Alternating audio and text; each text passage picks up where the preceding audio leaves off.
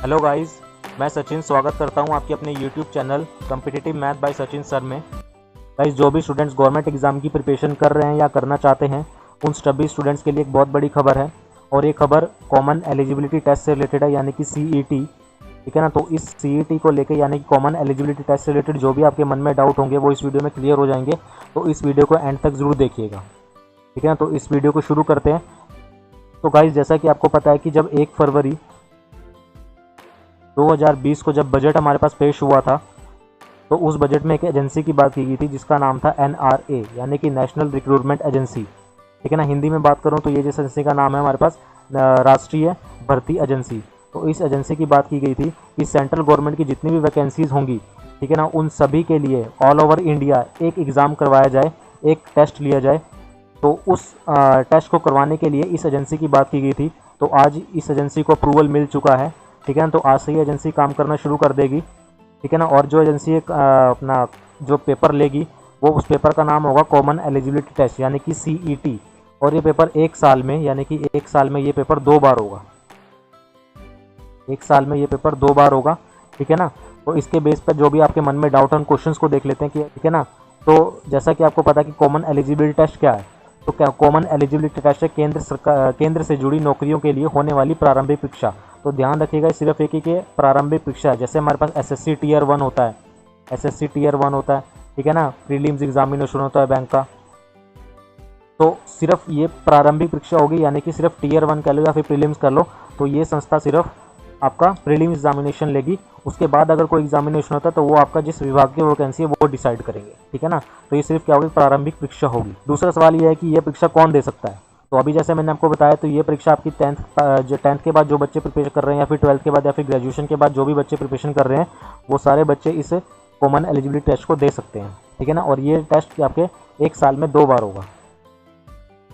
तीसरा क्वेश्चन ये है कि किन विभागों में नौकरी मिल सकती है। तो अभी सिर्फ जो गवर्नमेंट ने अभी जो डिसाइड किया है वो सिर्फ किसके लिए, एसएससी, बैंक और रेलवे के लिए इसको डिसाइड किया गया है कि एसएससी में और बैंक से और रेलवे से रिलेटेड सिर्फ जो भी वैकेंसीज निकलेगी उन सभी के लिए एक कॉमन एलिजिबिलिटी टेस्ट होगा। उस टेस्ट को देने के बाद जिस भी डिपार्टमेंट में वैकेंसी होगी उसके अकॉर्डिंग आपको या तो एग्ज़ाम देना पड़ेगा एक और, या फिर आपको डायरेक्ट वो आपका डिपार्टमेंट डिसाइड करेगा कि किस तरह से आपको आगे प्रोसेस होगी। ठीक है ना। तो ये सिर्फ अभी डिसाइड किया गया एसएससी के लिए, बैंक के लिए और रेलवे के लिए। इन विभागों में अगर कोई भर्ती निकलती है या फिर वैकेंसी निकलती है तो इसके लिए आपको कॉमन एलिजिबिलिटी टेस्ट क्लियर करना पड़ेगा। क्या बस यही परीक्षा देनी होगी? नहीं, ये बस एक प्रारंभिक परीक्षा है। ठीक है ना। ये सिर्फ क्या एक प्रारंभिक परीक्षा, जैसे कि मैंने आपको बताया कि जैसे एसएससी टीयर 1 हो गया या फिर बैंक का प्रीलिम्स एग्जामिनेशन हो गया, ये सिर्फ क्या होगी, एक प्रारंभिक परीक्षा होगी। इसके बाद अगर कोई आपको एग्ज़ाम देना पड़ता है तो वो आपका जिस डिपार्टमेंट की वैकेंसी है वो डिपार्टमेंट डिसाइड कर सकता है कि आपको एक एग्ज़ाम और देना पड़ेगा या नहीं। अगर नहीं देना पड़ेगा तो इसके बेस पर आपको जॉब मिल जाएगी। और अगर डिपार्टमेंट डिसाइड करता है कि हाँ वो एग्ज़ाम लेना चाहता है तो आपको उसके बेसिस पे आपको एग्ज़ाम देना पड़ेगा। ठीक है ना। क्या इसके बाद एक और एग्ज़ाम, इसके बाद और परीक्षा देनी होगी? तो हाँ, ये पूरी तरह विभाग पर डिपेंड करता है कि जो भी जिस भी डिपार्टमेंट की, जैसा भी मैंने आपको बताया कि जिस भी डिपार्टमेंट की वैकेंसी है वो डिपार्टमेंट डिसाइड करेगा कि सीईटी के बाद वो आपसे और कोई एग्जामिनेशन लेना चाहता है या नहीं लेना चाहता। ठीक है ना। और ध्यान रखिएगा कि अगर आप 10th बेस पे कोई वैकेंसी निकली है तो 10th बेस के अकॉर्डिंग ही आपके पास एग्ज़ाम आएगा, यानी कि लेवल जो होगा क्वेश्चंस का वो थोड़ा कम होगा। 12th बेस पे थोड़ा हाई होगा, और ग्रेजुएशन बेस पे अगर कोई वैकेंसी निकलती है तो उसके बेस पे जो सीईटी होगा उसका लेवल का क्वेश्चंस थोड़ा हाई होगा। ठीक है ना। तो ये डिपार्टमेंट डिसाइड करेगा कि आगे वो एग्ज़ाम लेना चाहता है या नहीं लेना चाहता। ये सब कुछ किसके डिपेंड करेगा, उस विभाग के ऊपर डिपेंड करेगा जिसकी वैकेंसीज है। सीईटी का फ़ायदा क्या है? तो सीईटी का फ़ायदा ये है कि अलग अलग फॉर्म जैसे हम भरते थे, जैसे कोई वैकेंसी निकली रेलवे में तो उसके लिए अलग फॉर्म भरा, एसएससी की वैकेंसी निकली तो उसके लिए अलग फॉर्म भरा, बैंक की वैकेंसी निकली, बैंक पीओ की वैकेंसी निकली, बैंक क्लर्क की वैकेंसी निकली तो उसके लिए अलग फॉर्म भरा। तो अलग अलग फॉर्म भरने से हमें छुटकारा मिलेगा। ठीक है ना। अलग अलग फॉर्म नहीं भरना पड़ेगा, सिर्फ एक ही फॉर्म भरना पड़ेगा, सीईटी का फॉर्म ही भरना पड़ेगा।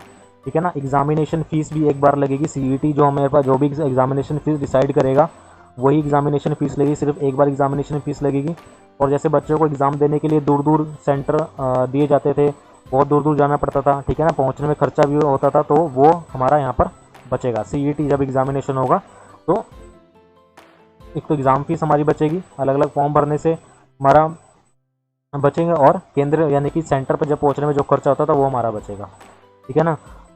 सीईटी का फ़ायदा क्या है, रिक्रूटमेंट प्रोसेस, यानी कि जो रिक्रूटमेंट प्रोसेस होती थी वो छोटा होगा, यानी कि जो हमारे पास मतलब कि हमें नौकरी मिलने तक जो भी लंबा इंतज़ार करना पड़ता था 8-10 महीने का, वो रिक्रूटमेंट प्रोसेस को ये शॉर्ट हो जाएगा, यानी कि इसमें जो रिक्रूटमेंट प्रोसेस होगा वो छोटा हो जाएगा। और क्या फ़ायदा होगा, परीक्षा में मिले स्कोर, यानी कि जो भी हमें सीईटी एग्जामिनेशन देने के बाद जो भी हमारे पास स्कोर बनेगा, ठीक है ना, वो स्कोर हमारे पास 3 साल के लिए वैलिड होगा, यानी कि 3 साल तक हम उस स्कोर का इस्तेमाल कर सकते हैं। और आप परीक्षा हर साल दे सकते हैं, ठीक है ना, हर साल आप परीक्षा दे सकते हो, और ये परीक्षा 1 साल में 2 बार होगी। और जो भी आपका स्कोर आएगा वो स्कोर आपका 3 साल के लिए वैलिड होगा, ठीक है ना।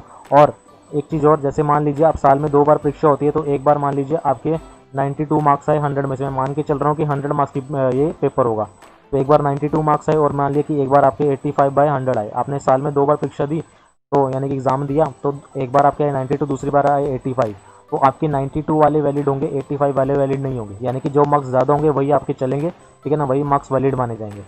तो परीक्षा यानी कि ये स्कोर, और ये स्कोर कब तक वैलिड रहेगा, कम से कम 3 साल तक ये वैलिड रहेगा। उसके बाद आप फिर परीक्षा दे सकते हैं और फिर से जो भी स्कोर आएगा वो अगले 3 साल के लिए वैलिड होगा, ठीक है ना।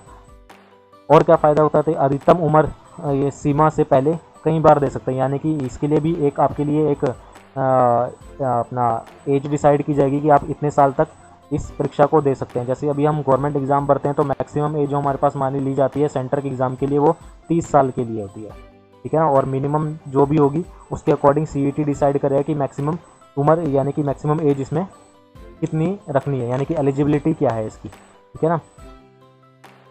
परीक्षा कहाँ यूज होगी, परीक्षा आपके अभी तक जो भी डिसाइड किया गया, गवर्नमेंट ने जो भी डिसाइड किया है वो 117 जिलों को डिसाइड किया गया है कि 117 जिलों में ये परीक्षा ली जाएगी, यानी कि ऑल ओवर इंडिया 117 जिले यहाँ पर डिसाइड किए गए हैं, ठीक है ना।